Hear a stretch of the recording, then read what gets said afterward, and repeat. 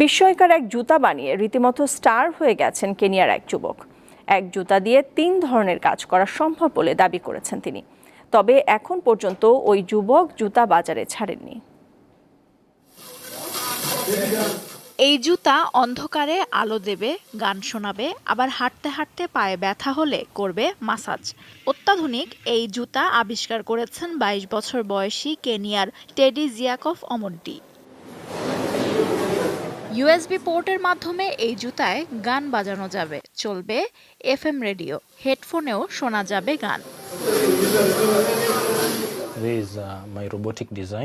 আমরা খুব বেশি মোবাইল নির্ভর হয়ে গেছি, তাই মোবাইল ছাড়াও কিভাবে গান শোনা যায় এই চিন্তা থেকেই জুতার আইডিয়া আসে মাথায়। আমি শুরু থেকেই এমন পণ্য নিয়ে কাজ করার চেষ্টা করেছি যা সহজলভ্য।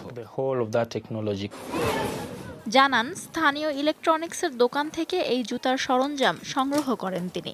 I get my materials from recycle bins. 2 পায়েই আছে মাসাজের ব্যবস্থা, আছে টর্চ লাইট, যাতে রাতের অন্ধকারে হাঁটতে কোনো অসুবিধা না হয়। Phone repair shops. অমনটি জানান, যারা সাধারণ জুতা পরতে পারেন না, হাঁটতে কষ্ট হয়, তাদের কথা মাথায় রেখেই এই জুতা বানিয়েছেন তিনি। লুৎফা ফৌজিয়া, দীপ্ত, বার্তাকক্ষ।